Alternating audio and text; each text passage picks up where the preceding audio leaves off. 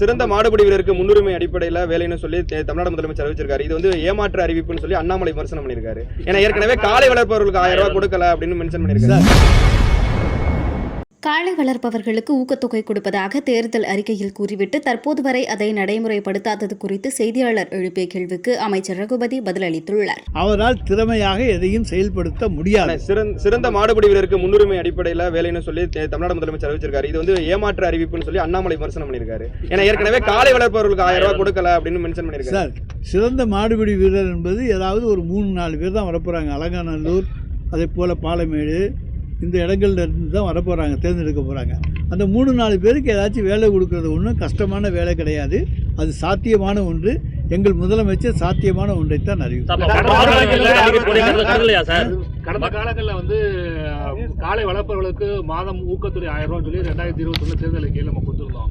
5 வருஷம் ஆச்சு, இது வரைக்கும் நம்ம நடைமுறைப்படுத்தல. அது பல வகைகளில் அவர்களுக்கு பணமாக ஏதாவது வகையில் கிடைச்சிக்கிட்டு தான் இருக்குது. அவங்க மகிழ்ச்சியோடு தான் காளைகளை வளர்த்து கொண்டு இருக்கிறார்கள். இன்றைக்கு தமிழ்நாட்டிலே வளர்ப்பதைப் போல காளைகள் இந்தியாவில் எந்த மாநிலத்திலும் வளர்க்கப்படவில்லை. இதிலிருந்தே எங்களுடைய ஆட்சியினுடைய வெற்றி. காங்கிரஸ் நிர்வாகிகள் வந்து தலைமையை சந்திச்சிருக்காங்க. கூட்டணி குறித்து ராகுல் காந்தி தான் வந்து தெரிவிப்பாருன்னு சொல்றாங்க. ஆல்ரெடி நம்ம அந்த கூட்டணியில தான் இருக்காங்க. ஆனா இனிமே தான் கூட்டணியை அறிவிப்போம்னு சொல்றாங்க. இதுல ஏதாவது நமக்கு கூட்டணிக்குள்ள எந்த குழப்பம் வருவதற்கான வாய்ப்பு இல்லை.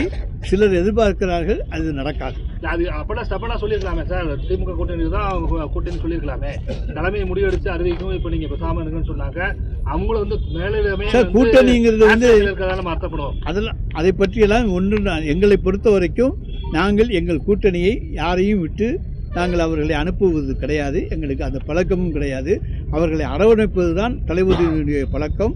அவர்களை அரவணைத்து கொண்டு தான் இருக்கின்றார். அந்த அரவணைப்பில் யாராவது போகணும்னு நினச்சாங்கன்னா அதுக்கு நாங்கள் பொறுப்பாளியாக முடியாது.